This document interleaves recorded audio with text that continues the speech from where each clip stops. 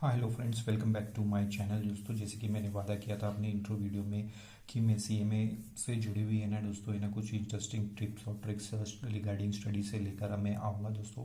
तो उसी के रिलेटेड ये लेकर आया हूँ दोस्तों ये वीडियो दोस्तों। और ये वीडियो स्पेशली उन लोगों के लिए दोस्तों जो सेल्फ स्टडी कर रहे हैं। जी हाँ, घर में सेल्फ स्टडी कर रहे हैं और दोस्तों काफ़ी वर्ड्स वगैरह या कुछ सम्स के प्रॉब्लम वगैरह है ना हार्ड जाते हैं उनको सॉल्व करने को या समझने को। तो उनके लिए मैं ये शॉर्ट ट्रिक्स लाया हूँ क्योंकि अकेले रहते हैं अपन, समझ में नहीं आता है करना क्या है दोस्तों, है ना। वर्ड के मीनिंग समझ में नहीं आते और बहुत से कुछ ऐसे कोई पेड क्लासेस भी लेते हैं क्योंकि जनरली बहुत से लोग ऑनलाइन रिकॉर्डेड वीडियो रहता है दोस्तों। और कई रिकॉर्डिंग वीडियो में मैं किसी को ब्लेम नहीं कर रहा हूँ, कोई कोचिंग टीचर्स वगैरह को किसी को मैं नीचा नहीं दिखा रहा हूँ, बस एक बता रहा हूँ क्योंकि मैंने ये पर्सनली नोटिस किया हूँ कि रिकॉर्डेड वीडियो में भी दोस्तों है ना बहुत से पॉइंट है ना दोस्तों, कुछ कुछ एक टेक्निकल शब्द है ना दोस्तों, वो कुछ फैकल्टी एक्सप्लेन करना भूल जाते हैं या समझ में आती है और अपने बच्चों को भी समझ में नहीं आती है दोस्तों। तो उसके लिए करना क्या है, तो मैं उसका है ना एक सिंपल सा एक ट्रिक लेकर आया हूँ दोस्तों, है ना। जैसे कि बिजनेस लॉ है जिसमें लॉ के काफ़ी टेक्निकल वर्ड होते हैं दोस्तों, लॉ से रिलेटेड दोस्तों हमको समझ में आते नहीं है।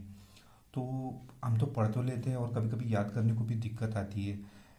तो उसको दिक्कत करने के लिए उसको सिंप्लीफाई कैसा करें, तो अपनी जो लैंग्वेज में है उसको कैसा कन्वर्ट करें दोस्तों। तो उसके लिए एक स्पेशल एक छोटा सा ट्रिक लेकर आया हूँ दोस्तों। स्पेशली आज का जो ये अपना पेपर नंबर 5 है, बिजनेस लॉ इंटरमीडिएट से जुड़ा हुआ, ये सेम ट्रिक आप फाउंडेशन वाले फाइनल वाले भी फॉलो कर सकते हैं दोस्तों। क्योंकि ज़्यादातर अपने स्टूडेंट बहुत से तो इंग्लिश मीडियम होते हैं लेकिन इंग्लिश उतनी स्ट्रांग होती नहीं है दोस्तों, और स्पेशली लॉ की है ना तो और भी डिफ़िकल्ट होता है समझने में वर्ड्स को। और साथ ही साथ कुछ कुछ बच्चे हिंदी मीडियम्स वाले भी होते हैं जो सीएमए परस्यू करते हैं दोस्तों, तो उनको तो और डिफ़िकल्ट जाता है। तो वो बच्चों ने क्या करना चाहिए दोस्तों, सिंपल सा है। जैसे कि मैं अभी एक चैप्टर लेके आया हूँ बिजनेस लॉ एंड एथिक्स का, ये पार्टनरशिप चैप्टर में से है, ये एक कॉन्ट्रैक्ट है। मैं आपको बता देता हूँ।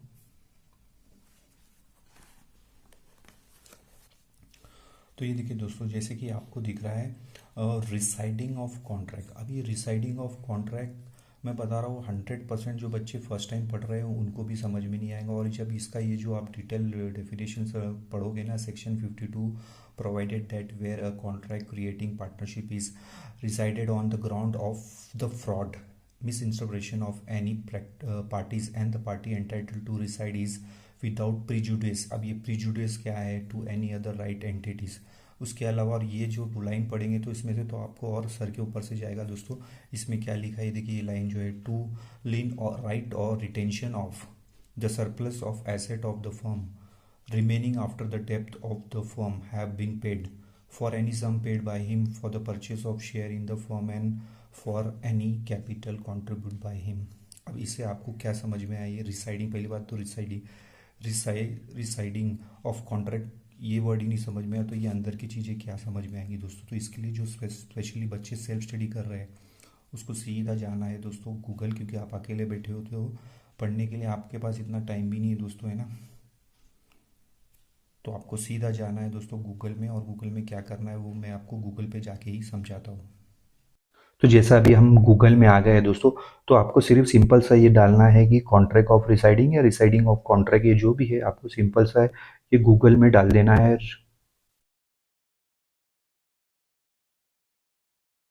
दोस्तों अपन ये सिंपल सा टाइप करिए, रिसाइडिंग ऑफ कॉन्ट्रैक्ट का मीनिंग क्या है। तो ये सिंपल सा इसमें एक्सप्लेनेशन इसमें आ गया अपने को। Residing of contract means official cancelling it. समझ गए, ये मेन जो वर्ड है दोस्तों इसमें, ऑफिशियली कैंसलिंग इट, यही आपको वर्ड समझना है जो आपको है ना इतना सारा जो पढ़ के टेक्निकल लैंग्वेज में समझ में नहीं आ रहा था दोस्तों। तो सिंपल सा आपको ऐसे ही छोटे छोटे टेक्निक आजमाना, जहाँ भी आप फंसते हो जो वर्ड समझ में आता नहीं है तो आपको यही काम करना है दोस्तों। सीधा आपका गूगल बाबा है, गूगल बाबा के हेल्प पे जाना है, क्योंकि अकेले होते हो किससे क्या पूछोगे। और स्पेशली जो सेल्फ स्टडी कर रहा है दोस्तों, है ना, जिसने किसकी क्लास ली है वो तो पूछ लेगा, लेकिन जो मैक्सिमम स्टूडेंट जो सेल्फ स्टडी कर रहे हैं तो ऐसे ही अपने प्रॉब्लम डाउट है ना इसके थ्रू सॉल्व कर लेना। जो मेन क्रक्स था इसमें अपने को ये समझना था कि रिसाइडिंग ऑफ अ कॉन्ट्रैक्ट का मतलब क्या है। वो उसका मतलब सिंपल सा है, अगर मैं हिंदी भाषा में बोलूँ तो ऑफिशियली मतलब कैंसिल, मतलब क्या बोलते हैं, कैंसिल करना उसको, है ना, रद्द करना ऑफिशियली। तो ये समझा जाएगा दोस्तों। तो इसको आप है ना ये जो इसके बाजू में ये आपके नोट्स में सिंपल लैंग्वेज में भी लिख सकते हैं, ताकि आपको जब भी इस तरह का क्वेश्चन आए तो आप उस तरह से सोच के उसमें लिख सके दोस्तों। क्योंकि लिखना बहुत जरूरी होता है समझ के दोस्तों। यदि आपको कॉन्सेप्ट ही नहीं समझ में आएगा वो बोल क्या रहा है तो आंसर तो लिखना दूर है। क्योंकि नो डाउट आप उन टेक्निकल लैंग्वेज तो पूरा के पूरा है ना पेपर में लिख नहीं सकते दोस्तों, कुछ ना कुछ वर्ड आप आपके भी डालोगे दोस्तों, एक दो वर्ड तो आपको डेफिनेटली लेना पड़ेगा बुक के। लेकिन जो बाकी जो आपको एक्सप्लेन करना है, फॉर एग्जांपल 7 मार्क के लिए क्वेश्चन आया इस तरह का वेरियस कॉन्ट्रैक्ट एक्सप्लेन करने का, तो उसमें से ये एक पॉइंट हाईलाइट करना है आपको। तो 2-4 लाइन जो है ना आप इसमें से समझ के आपके छोटा सा पॉइंट बना के ना, officially deciding of a contract means officially cancelling it and if as if it never exist, यानी वो पहले कभी एग्जिस्ट ही नहीं करता था। कहने का मतलब ये सिंपल सा सरल भाषा में ये बोल रहा है ना, तो इससे आपको समझ में आ गया सिंपल लैंग्वेज में। And it's a legal process where the contract is voided and the parties involve are restore to their original position, यानी कि वो कॉन्ट्रैक्ट कभी हुआ ही नहीं था और पार्टीज जो है वो पुराने पोजीशन में, जो पुरानी पोजीशन जैसी भी थी जो कॉन्ट्रैक्ट के पहले, वो पोजीशन में चली जाती है before the contract was made. And this is a typically done due to the breach of contract, fraud, misinterpretation और मिस्टेक। और ये जनरली क्यों होता है, ये कैसे होता है, जैसे ये लाइन जो मैंने सेकंड लाइन बताया था to leave lien right of retention है ना, तो उसमें ये उसका मतलब ये है कि it is typically done due to breach of, उसने फ्रॉड किया है, मिसकंडक्ट किया है, इसकी वजह से ये कॉन्ट्रैक्ट ब्रीच हो जाता है।